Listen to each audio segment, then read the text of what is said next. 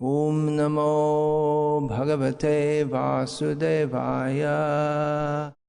योगो योगविदां नेता प्रधानपुरुषेश्वरः నారసింహవపు శ్రీమాన్ కేశవ పురుషోత్తమ. ఇక 20వ నామం. 20వ నామం ఏమిటి చూడండి శ్లోకంలో. ప్రధాన పురుషేశ్వర. ప్రధాన పురుషేశ్వర. ఇందులో ప్రధాన అంటే ఏమిటంటే ప్రాథమిక లేదా మూల స్థితిలో ఉన్న భౌతిక ప్రకృతి. చూడండి మీకు గుర్తుందా లేదా, భాగవతం మనం చదివినప్పుడు ఈ మహత్తత్వం ఉంది కదా, మహత్తత్వం తెలుసు కదా మనకి. ఈ మహత్తత్వానికి ముందు అది ఏ రూపంలో ఉంటుంది? ప్రధాన అని చెప్పి అంటాం. ప్రధాన నుండి మహత్తత్వం వస్తుంది, మహత్తత్వం నుండి పంచభూతాలు, పంచ జ్ఞానేంద్రియాలు, పంచ కర్మేంద్రియాలు, పంచ తన్మాత్రలు, ఇవన్నీ కూడా వస్తాయి కదా, చూసాం మనం. అంటే ఈ అవ్యక్త రూపంలో ఉన్నటువంటి భౌతిక ప్రకృతిని ఏమంటారు? ప్రధాన అని చెప్పి అంటారు. భౌతిక ప్రకృతి అని జడ పదార్థం. కాబట్టి ఈ సందర్భంలో ఇక్కడ పురుష అంటే జీవులు అని అర్థం అనమాట. ఇక్కడ ప్రధాన పురుషేశ్వర అంటే ఇక్కడ ఈ సందర్భంలో ప్రధాన పురుషేశ్వర అన్నారు కదా. ప్రధాన అంటే ఏమిటో అర్థం చేసుకున్నాం. ఇక్కడ పురుష అంటే జీవులు అని అర్థం అంటారు. 19 భగవద్గీత 13వ అధ్యాయం 22వ శ్లోకంలో చెప్పినట్టుగా ప్రకృతిస్థోహి భుంక్తే ప్రకృతిజాన్ గుణాన్ అంటాడు కృష్ణుడు. ప్రకృతిస్థోహి అంటే ప్రకృతిలో ఉన్నటువంటి, భుంక్తే ప్రకృతిజాన్ గుణాన్ అంటే అందులో 13వ అధ్యాయంలో భగవద్గీతలో ఈ క్షేత్రజ్ఞుల అలాగే పురుష ప్రకృతుల గురించిన విషయం చాలా వివరంగా చర్చించబడింది మనకి 13వ అధ్యాయం భగవద్గీతలో.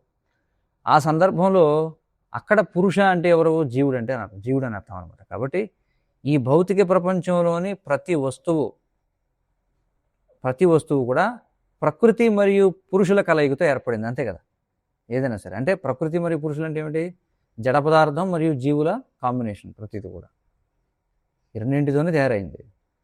కాబట్టి ఇక్కడ కృష్ణుడు ఆ రెండింటికి అధిపతి అని అర్థం అని చెప్పుకుంటున్నారు. ప్రధాన పురుషేశ్వర. ఈశ్వర అంటే నియంత్రించేవాడు. అంటే ప్రధానమునకు పురుషునకు, ప్రధానము అంటే భౌతిక పదార్థం, పురుష అంటే జీవులు. ఈ సృష్టిలో మనం చూసే ప్రతిదీ కూడా ఈ రెండింటి యొక్క కాంబినేషన్, జడ పదార్థము, జీవులు. కాబట్టి ఈ రెండింటికి ఈశ్వరుడు అని అర్థం. ప్రధాన పురుషేశ్వర అని చెప్పన్నారు. కాబట్టి కృష్ణుడు ఈ రెండింటికి కూడా అధిపతి అన్నమాట. ప్రకృతిం పురుషం చైవ విద్యనాది ఉభావపి అంటాడు 13వ అధ్యాయం 20వ శ్లోకంలో. అంటే వీటన్నిటికీ నేనే యజమాని అని కృష్ణుడు చెబుతున్నాడు. దేనికి? ప్రకృతికి, పురుషులకు. 13వ అధ్యాయం అదే మళ్ళీ విష్ణు సహస్రనామంలో వచ్చింది. ప్రధాన పురుష, ఈ రెండింటికి కూడా ఈశ్వరుని నేనే అంటున్నాడు. అదే శ్లోకం. ప్రకృతిం పురుషం చైవ విద్యనాది ఉభావపి, వీటన్నిటికీ నేనే యజమాని అని కృష్ణుడు చెప్తున్నాడు. కాబట్టి ఈ భౌతిక ప్రపంచంలో ఉనికిలో ఉన్న ప్రతిదీ ఎక్కడి నుంచి వచ్చింది? మూల పదార్థం నుండి ఉత్పత్తి చేయబడుతుంది. అలాగే జీవుని యొక్క స్పర్శ లేదా జీవశక్తి కలవడం వల్ల ఈ ప్రకృతిలో కదలిక అనేది వస్తుంది, అంతే కదా. శరీరం అనేది ప్రకృతి. మరి దీని కదలిక ఎలా వస్తుంది? జీవస్పర్శ వల్ల. కాబట్టి వీటన్నిటికీ పైన ఉన్నది ఎవరు? కృష్ణుడు. అది ప్రధాన పురుషేశ్వర అంటే అర్థం అనమాట. ఇంకా ఇతర అర్థాలు మనం చూస్తే ప్రధాన అంటే ఏమిటి? ముఖ్యమైన అని కూడా అర్థం వస్తుంది కదా. అంటే ముఖ్యమైన అని అర్థం. ఎలాగ చెప్పొచ్చు అంటే, మరొక అర్థం అంటే పురుషేశ్వరులందరికీ ముఖ్యుడని చెప్పొచ్చట. చూడండి, మరొక రకంగా దీన్ని విశ్లేషణ చేశారు. ప్రధాన పురుష ఈశ్వర అన్నారు. ఇంక తర్వాత ఏమన్నారు? ప్రధానమైనటువంటి పురుషేశ్వరుడు అన్నారు. అంటే ఈ ప్రపంచంలో ప్రజలను నడిపించే నాయకులు ఎందరో ఉండొచ్చు. పురుష అంటే జీవులు, ఈశ్వర అంటే జీవులను నడిపించేవాళ్ళు ఎంతమంది ఉండొచ్చు. కానీ వారందరికీ సర్వోన్నత నాయకుడు కృష్ణుడే. ఇతరులను పరిపాలించే పాలకులందరికీ ఆయనే పరమప్రభు అని కూడా అర్థం చెప్పొచ్చు. దేవాది దేవుడు అంటాం కదా, దేవాది దేవుడు అన్నట్టుగా. శ్రీల ప్రభుపాదుల వారు ఈ శ్లోకాన్ని వివరించేటప్పుడు తరచుగా ఒక మాట చెప్తుండేవారు అనమాట. ఇది ఇక్కడ ఈ 13వ అధ్యాయంలో చెప్పిన దాని గురించి ఏమంటారంటే, ఈ ప్రపంచంలో నియంత్రించేవారు చాలామంది ఉండొచ్చు, పాలకులు చాలామంది ఉండొచ్చు, కానీ వారందరికంటే పైన ఉన్న సర్వోన్నత నియంత ఎవరు అంటే కృష్ణుడు. కాబట్టి ఆయనే రాజరాజేశ్వరుడు అనమాట. అంటే రాజులకే రాజు.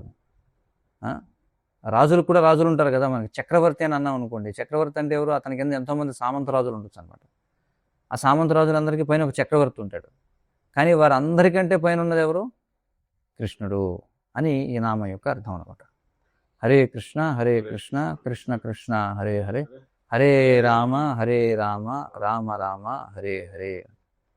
హరే కృష్ణ. ఏమైనా ప్రశ్నలు సూచనలు ఉంటే చెప్పండి ఎవరికైనా.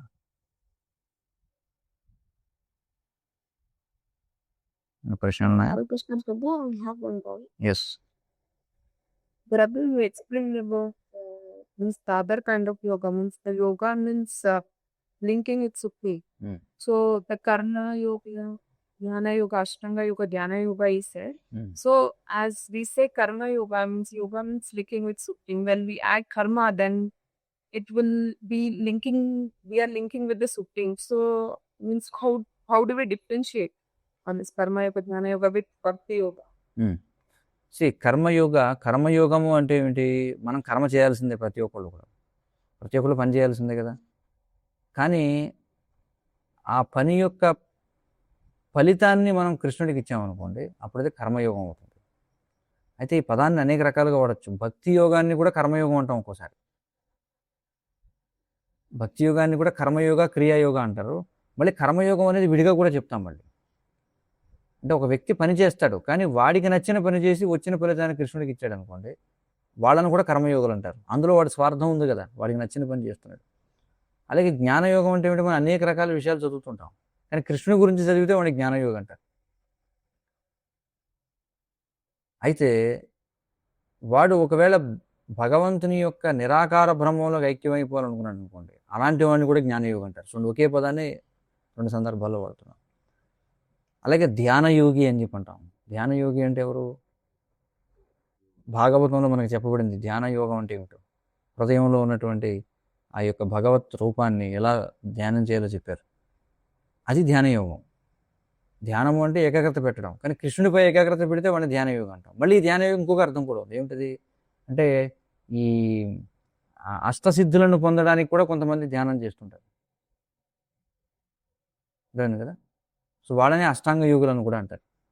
కాబట్టి అవే పదాలు భక్తి సంబంధంగానే వాడచ్చు, విడిగా కూడా వాడచ్చు అనమాట. అది ఇక్కడ విషయం.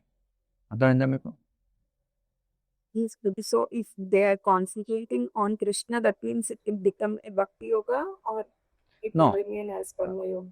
No, if they concentrated on Krishna, అంటే కృష్ణుడి మీద వాళ్ళు ఏకాగ్రత పెట్టినప్పటికీ ఏ కారణంతో కృష్ణుడిపై ఏకాగ్రత పెడుతున్నారు, అది తేడా తీసుకొస్తుంది అన్నమాట. ఏ కారణం కోసం అంటే అష్టసిద్ధులు పొందడానికి అనుకోండి, అనిమ గణిమ ఈశిత ప్రాకామ్య, అప్పుడు అది మళ్ళీ ధ్యానయోగం విడిగా అయిపోతుంది. అలా కాకుండా కృష్ణుడిని చేరుకోవడానికైతే అప్పుడైతే భక్తిగా మారిపోతుంది.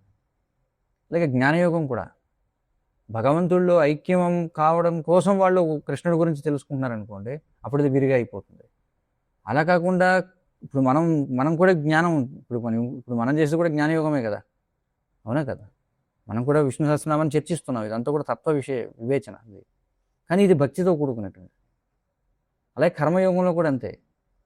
వాడు ఎందుకోసం వాడికి నచ్చిన పని చేస్తున్నాడా, వాడికి వచ్చిన పని చేస్తున్నాడా? వాడికి వచ్చిన పనిని కృష్ణుడి కోసం చేస్తే అది భక్తి యోగం అయిపోతుంది, కానీ నచ్చిన పని చేస్తే మళ్ళీ విడైపోతుంది. చైతన్యంలో తేడా అనమాట. అట్లా. హరే